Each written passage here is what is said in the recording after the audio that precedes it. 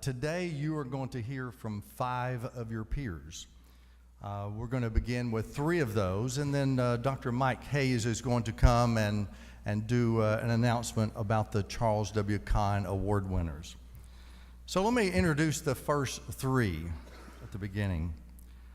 First of all, you will hear from Jade Long. She is a discipleship ministries major from McRae, Georgia. And then Zach Brooks will come. He is a psychology major from here in Cleveland, Tennessee. And then you're going to hear from Courtney Shelton, a political science major from Franklin, Tennessee. So let's get started this morning, and why don't you help me welcome Jade Long.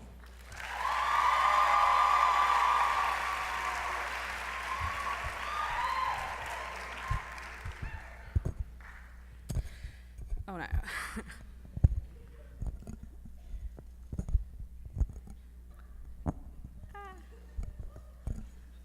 Okay. Friday, August the 13th, 2010. It's freshman move-in day. With a mix of emotions, I began to move all of my belongings into my new home. We all know what comes next, the roommate. The first memory I recall of my new roomie was her impressive collection of Bubba teeth. And at that point, I said to myself, I thought I left South Georgia. If you have been to this place I call home, you know having teeth is an exception. Although we had a memorable 3 weeks, we decided to switch roommates. This turned out to be the rare but perfect match. Even though Heather was only here a year, we quickly became inseparable, and she is still one of my dearest friends today. As the year went on, I realized I didn't want to be a part of a Greek club yet. So I did the next best thing. I joined Rho Lambda, which is better known as Res Life. I served as an RA in Sharp Davis for 2 years. During this time, I made quite a few discoveries, such as girls are really not as clean as one might expect.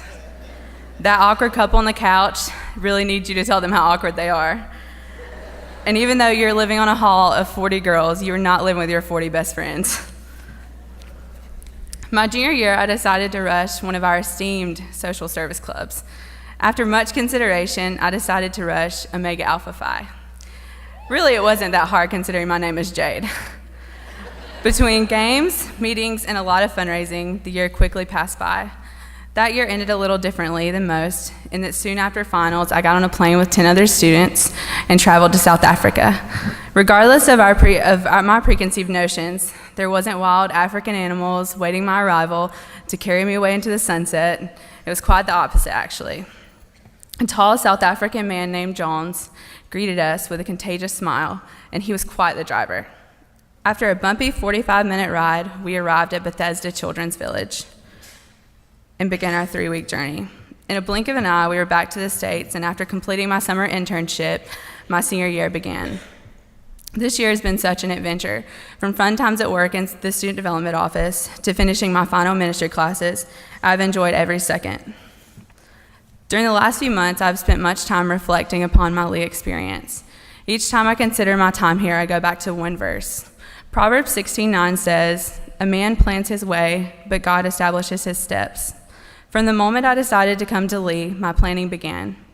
Even before arriving, I had desires to travel, to be an RA, to be involved in campus life, and to take ministry classes.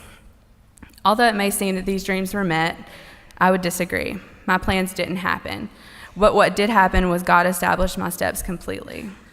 In each involvement and experience, I've seen how God completely surpassed my plans with the direction that he desired.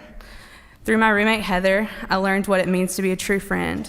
From my experience in Res Life, I discovered that it isn't about being super RA and planning the best hall meetings, but is rather those unexpected conversations at midnight curfew check that matter the most.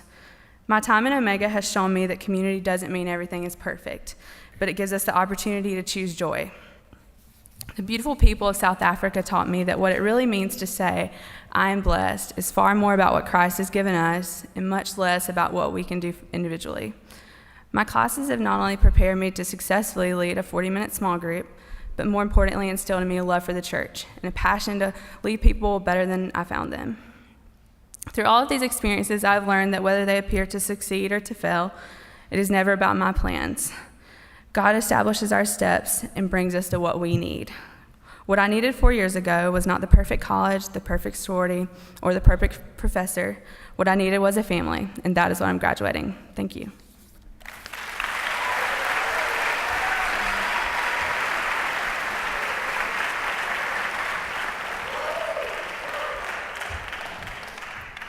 I'm not even going to try to move that.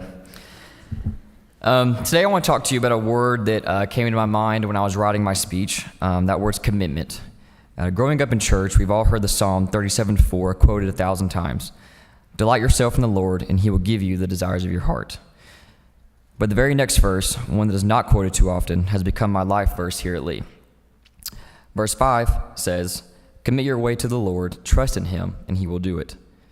Growing up in Cleveland, basically growing up here at Lee, I worked here every summer with the summer camps program.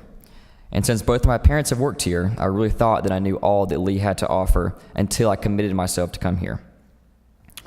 To say I was raised here on campus is not an exaggeration. My mom's baby shower for me was held in the centenary room in the administration building right in the middle of campus. I've waited 22 years to say thank you to Miss Lena Barber for hosting that baby shower, and I had a great time.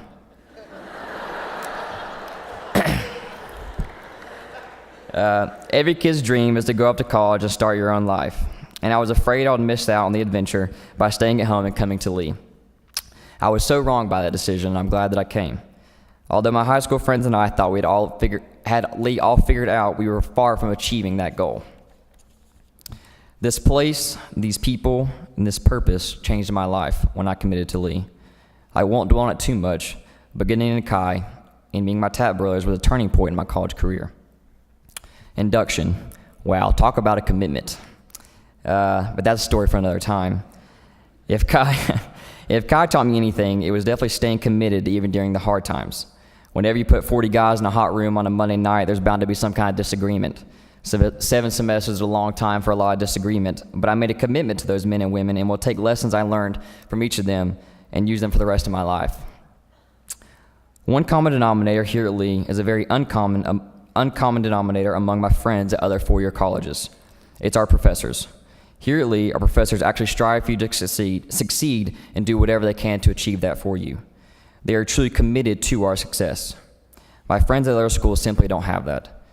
A good example of that is my Spanish teacher, Ms. Sarah Ortega. I'll always be grateful for her wisdom and her patience. I would like to emphasize on the patience part of that statement. Spanish has never been and probably never will be my strongest subject. But she worked with me 3 days a week until I was confident in my ability to somewhat speak it, and maybe one day I'll pick it up. Another commitment that was not so easy was my commitment to myself and my GPA. Like many of us, I enjoyed my high school social life. And I mean, I really, really enjoyed my social life. And I was worried about my college studies until I got to Lee.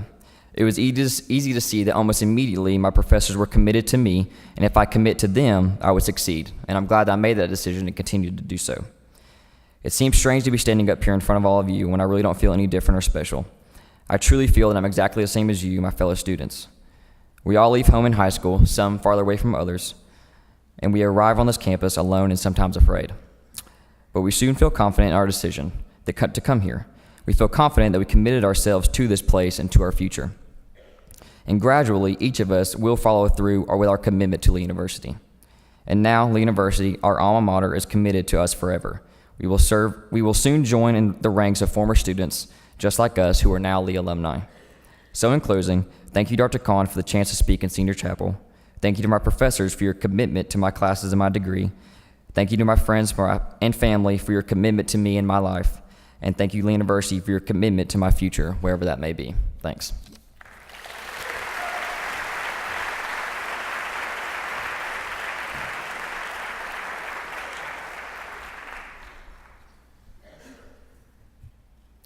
Four years ago, I came to Lee primarily because Coach John Maupin recruited me to play golf. On my first visit, I did not have one of those epiphany moments where I knew as soon as I stepped on campus that I would attend here. Deciding where to go to college was a very hard and thoughtful decision for me. Sports were always a huge part of my life, and I knew that that wouldn't change once I came to college. I am very competitive, and I wanted a chance to win a national championship. Coach Maupin's passion for the game and desire to make us better players as well as better people was a huge selling point for me. Additionally, the Christian atmosphere Lee has cultivated here, the beautiful campus, and the motivation of the leadership ensured me of my decision to attend. Once at Lee, golf became as expected, a huge part of my life, and this story would not be complete without sharing how golf has impacted me. As a freshman, I remember being extremely nervous about making the traveling team, but I quickly adjusted to the higher level of collegiate play through countless hours of team and individual practice. I was pushed by my coach and teammates to succeed not only on the golf course, but as well as in the classroom. Through golf, I have had the privilege of going to many interesting and beautiful places, such as Colorado, San Diego, Nebraska, Nevada, and Yale. While the trips were awesome, and I would love to describe them in detail, I realized this is not very relatable to those of you in the audience. But what is relatable are the changes that took place inside of me thanks to golf. Like any athlete, I frequently struggled with failure and disappointment, especially early on in my career. High expectations of how I would play led to many disappointing rounds. But as I grew in maturity and in the mental area of my game, I began to see some success. My first individual win came in the fall of my sophomore year in a thrilling playoff. It was truly a storybook victory. I couldn't have written it any better myself. Afterward, when I looked back, I realized that I couldn't make things happen on the golf course, but simply needed to prepare beforehand and not worry about the results because they would take care of themselves. After that, golf became much easier. I learned that you don't have to worry for hard work to pay off, and I learned that your emotions and your mind control a lot more about your performance than you think. Learning this was extremely motivating and prepared me for the rest of my career in golf and academically. In the beginning of my golf career, I seemed to primarily care about putting up good numbers because this was the best way for the team to win. While that was important, and I love to win as much as the next person, when I look back now, I realize that what I loved most were the time spent with my teammates. Hey, up there. From jam sessions in the van, to tears over bad golf rounds and broken hearts, to late night study sessions, I have truly loved getting to know the girls that will remain my lifelong friends. I am so grateful for the challenging conversations, encouragement, and laughs I've experienced with those teammates that have graduated and those that have just arrived. Although it played a major role, golf was not the only part of my story while here. I came in as a pre-med major, and like the majority of freshmen that come in thinking that they want to be a doctor, I quickly realized that that wasn't for me. I signed up for an Understanding Contemporary Politics class just as a required elective, not thinking it would be anything special. Throughout that class, I realized I really enjoyed what we were reading and how I was challenged to actually think and not simply memorize a textbook. I changed my major to political science during that semester, and I'm so thankful for that because the group of people I have encountered due to that decision mean more to me and have benefited me in ways that they will never know. And I didn't realize as I was going through the process, but it's easy to see looking back now. Thanks to strictly essay tests, my writing ability grew, and I learned to quickly formulate arguments on the spot. As we read Plato and Socrates, I was challenged to think about truth and virtue and how and why we should pursue those things. As we discussed how our government works, I was challenged by my classmates to not just accept the workings of the world, but to question them and wonder why we do the things we do and could there be a better way. For the first time in my academic career, I found myself pondering in and outside of class questions with what seemed no right or wrong answer. I learned the value of questioning rather than merely accepting, which led to my growth not only academically, but spiritually as well. Without all these pieces, my life at Lee would not have been a complete story, nor as fulfilling or enriching of an experience. I am thankful for the growth I've gained here, and I look forward to continuing that growth as I leave campus and move on to new experiences. Thank you.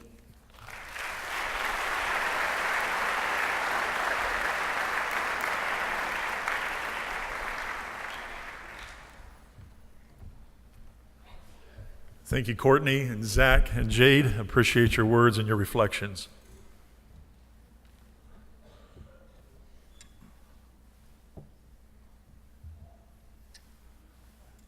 Ten years ago, Lee University established awards in honor of Dr. Charles W. Kahn. These awards recognize two students who have demonstrated leadership in service and ministry. Another award is given to a faculty member who has distinguished her or himself in the areas of service learning on campus and in personal service to the community. Dr. Malden will present each of our recipients with a small sculpture of Jesus washing Peter's feet to commemorate the award. Dr. Charles W. Kahn was Lee's president from 1970 to 1982. He served Lee University with distinction and helped chart a course for the institution that we enjoy today. He is the only president emeritus in the history of the school, and his tenure as president was marked by a spirit of servant leadership. The two student awards are given to two rising seniors. Students who receive these awards receive a scholarship and are required to donate part of it to a charity of their choice. After I've introduced each recipient, I would like for you to join Dr. Malden and me on the stage. This year's first recipient of the Dr. Charles W. Kahn Servant Leadership Award is Erin Bimes. Erin has served in a variety of contexts on campus and in the community. Some of her involvements have been in the tutoring center, on the service council as an RELG 200 teaching assistant, and as a worker and group fitness instructor at the rec center. Fantastic.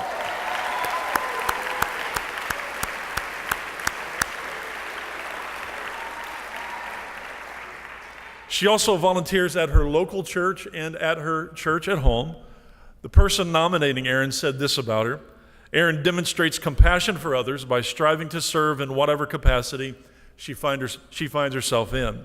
She never seeks recognition and has proven to be a person of dedication and commitment to herself, to her faith, and to others. Erin accepts personal challenges and criticism in an effort to better serve and consistently challenges herself academically and spiritually, working effectively to better herself for kingdom work. Please help me congratulate Erin Bimes.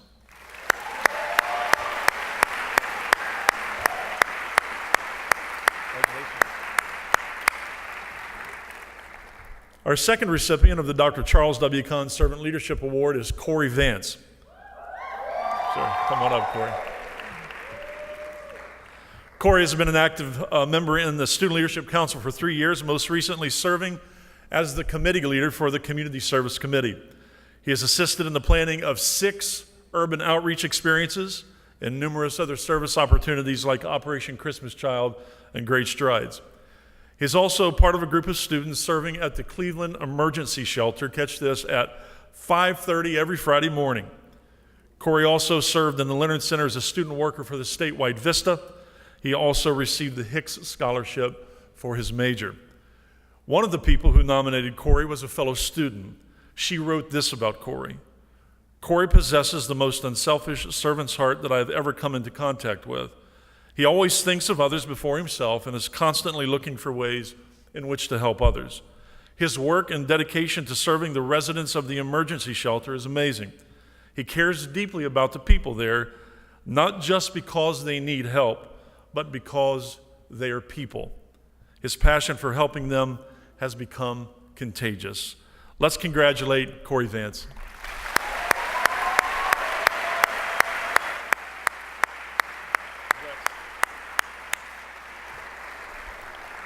Now for the Faculty Award. This year's recipient of the Dr. Charles W. Kahn Service Learning Faculty Award joined the Lee faculty in 2011. She is an assistant professor of art, and this professor has taught numerous courses in which she has integrated service and taught students how to serve through their art. Here are some examples. This professor's drawing classes traditionally go to one of the assisted care facilities in the area and draw portraits of residents. They then mat and frame them and give them to the residents or their families. Her pottery classes have gone to these facilities as well and have conducted pottery classes for the residents. The portraits and the pottery are gifts to these people, but the time and attention of this professor's students are an even greater gift. Her painting classes did the stage sets for the Arnold School Theater and have also painted murals at Arnold and at other local public schools. Most recently, her classes teamed up with inmates at the Justice Center to paint murals there. The person nominating this faculty member said this about our recipient: Mary doesn't really think about teaching without thinking of how her students can interface with the community in a positive way. Our highest goal for service learning is for our students to understand how to apply their gifts and talents to the needs of those around them. And Mary's classes all do that. She brings immense creativity and thoughtful insight to service, and she has created a wonderful model for other faculty to follow. Please help me congratulate and welcome to the stage this year's recipient of the Dr. Charles W. Kahn Service Learning Faculty Award, Mary Mathias Dickerson.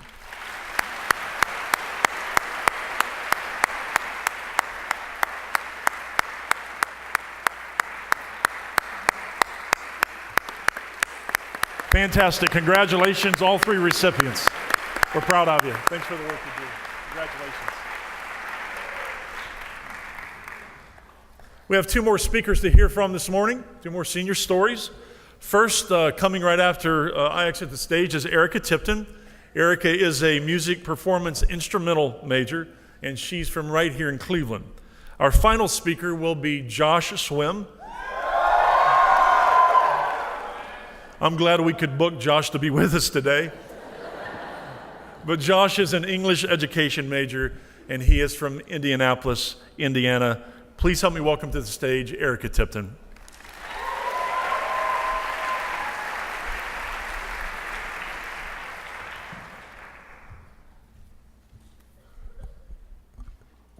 Good morning, students. As Dr. Hayes said, my name is Erica Tipton, and I will be graduating soon with a degree in music performance.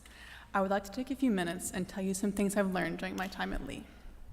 First, I now know how to turn 15 meals per week into a feast. I can tell you which Subway sandwiches fit on a meal and what combination of snacks at Dunkin' Donuts will be filling but not require any flex dollars. I've also discovered that if you're desperate enough, you can use your ID card to scrape the ice off of your windshield. You can thank me for that one the next time it gets below freezing, which, judging by the weather lately, will be next week.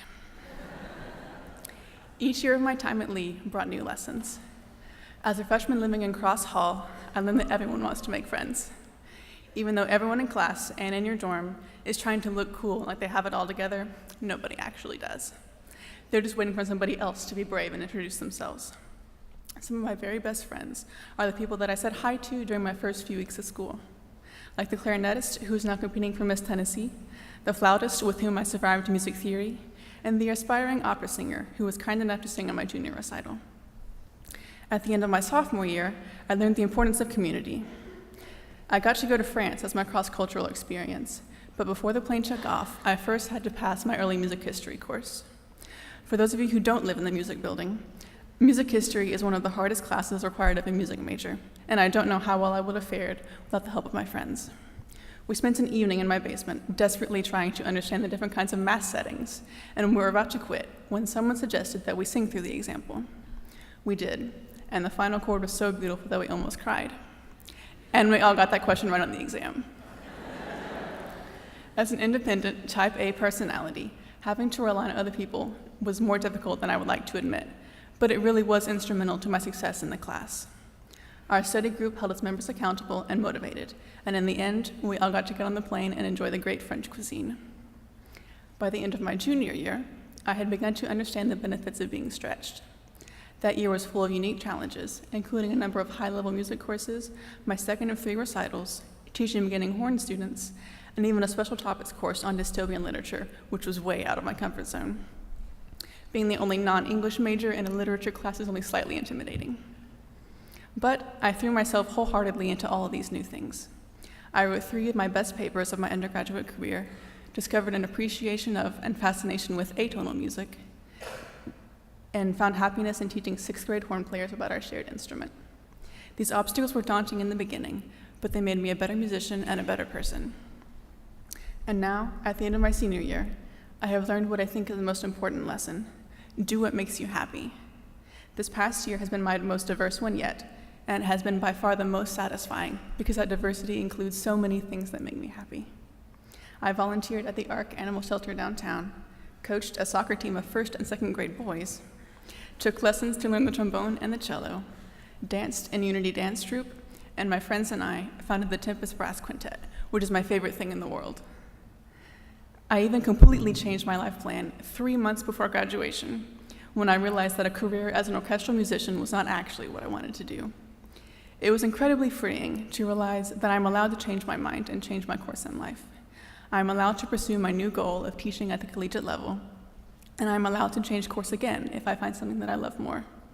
Do what makes you happy, because no one else will do that for you, and it doesn't matter how much money you're making or what your social status is if you're not happy with what you're doing.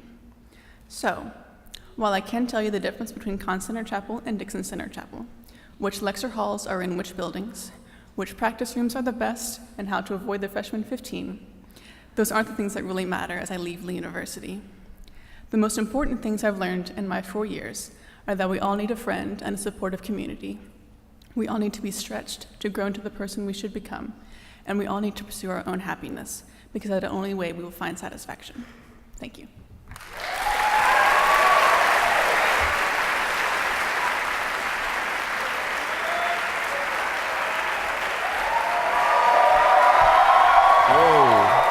Hey guys. I arrived at Lee University, a young man from Southside Indianapolis, eager yet nervous about my next 4 years at the college that God called me to. The awkward blend of enthusiasm of my newfound independence mixed with the uncertainty that came from leaving home, friends, and family. Though at first I went through some culture shock trying to figure out what in the world a buggy was, why everyone was blessing my heart, why Southerners call Coke for all kinds of pop, and why everyone walks so slow, I eventually integrated into Lee and the Cleveland community. Most seniors cannot say that they have spent their entire college career in a freshman dorm, and most would not want to admit it if they had, but I loved it. Living with guys, whether it was in BOB or as an RA or RC in Medlin, who truly respected one another and pushed each other to follow Christ, really rocked my world. We went through everything together. We prayed together, we celebrated each other's achievements, we challenged each other to fight for purity, and abated our hunger with innumerable runs to the sacred realms known as Taco Bell and IHOP. We served one another in Cleveland together. I knew they had my back, from the silly moments like the time I ended a fast with 5 shots of espresso, then crashed, and then was carried to my bed by my dorm brothers, to the more serious moments, such as when I had to suddenly fly back to Indianapolis to be with my dying grandmother, and my hall prayed over my family and I. And I found strong community even outside of the dorm. Since my freshman year, I have been blessed and had the privilege to serve with Crossover Ministries. We bring food to those in East Cleveland who need a little bit of help, but we really aspire to just living out the gospel and building relationships with people from other social and economic classes. I still remember the time that one of the ladies we visit, Miss Paula, said that she considered me her grandson. I praise God that He gives us a family that crosses all kinds of borders. Being in Crossover teaches me that although people have different backgrounds, Christ unites people in powerful ways. In my classes, reading the works of writers like Emily Dickinson and Chinua Achebe revealed to me that the human experience is vast and varied. I learned to look through the eyes of others through the literature I read and through teaching people from different cultures. When I traveled to Beijing, I taught some Chinese students the Cotton Eye Joe dance. In return, they taught me Tai Chi. In New England, I learned from Native Americans how to scrape fur off of a deer, and from Bostonians how to travel by subway without falling all over myself. My student teaching experience in Sierra Leone that I just came back from provided me with some of the biggest lessons on perspective. They taught me that worrying and hurrying are stupid endeavors, that being in the moment, being like Christ with people around you is what incarnational living really looks like. God has been so gracious to remind me of His sovereignty each year here. Through all the classes, tests, papers, clubs, trips, hangouts, and hard times, the Spirit has taught me and retaught me that He is faithful to be with us in every circumstance. My student teaching trip to Sierra Leone was cut short just a few weeks ago when my leg got a pretty nasty infection and I was sent back to the States for treatment. Amid the disappointment and uncertainty that I was feeling, one of the other Lee students who was there with me encouraged me through giving me a book of Puritan prayers and devotion to reflect on as I traveled from McKinney back to Cleveland. One of the prayers is called Voyage. A pivotal part of it says, "The voyage is long, the waves high, the storm pitiless, but my helm is held steady. Thy word secures safe passage. Thy grace wafts me onward, and my haven is guaranteed." God once again showed me his faithfulness in my return journey to Lee. As graduation approaches and life flows forward, I'm grateful that all throughout my time here at Lee, this community has constantly reminded me that God is in control and that he is good always. Thank you.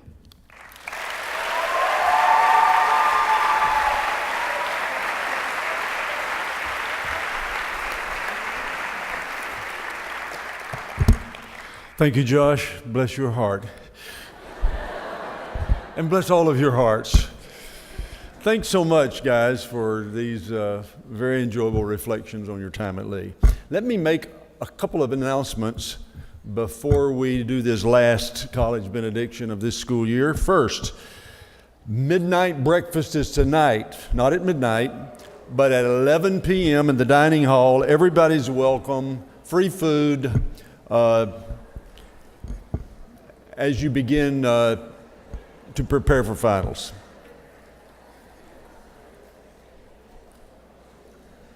One more, Shenanigans. Their last show of the year is in Dixon Center tomorrow night at 8 o'clock.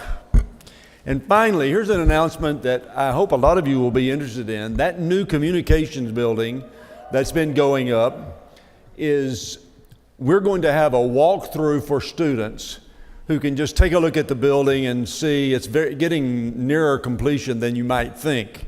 By the time you come back in August, Lord willing, we'll be occupying that building, but we want to give anyone who is curious about the building a chance to walk through. So tomorrow from 4 to 5:30, we're going to have self-guided tours. We're just going to get rid of the workers and open up the doors and let students roam around through the building and take a look at it. 4 o'clock tomorrow until 5:30.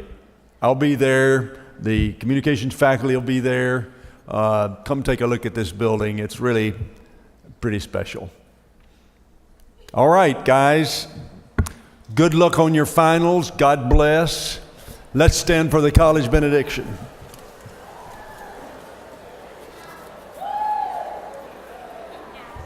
One more time. Yeah, let me hear that one more time. Yeah, okay. Wait, where's the laughing girl? Are you here today? Oh, let's hear it one more time. I have to say something funny? Yeah, okay.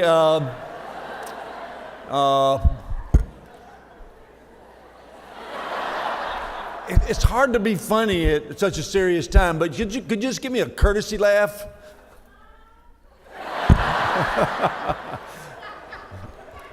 Yeah, there you go.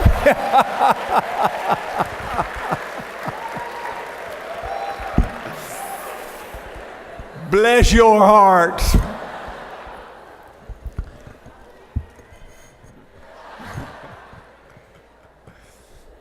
She and I have a special relationship. Let's bow for the college benediction. Join me in it as if you mean it, because I know you do. Let the words of my mouth and the meditation of my heart be acceptable in thy sight, O Lord, my strength and my Redeemer. God bless you. I love you.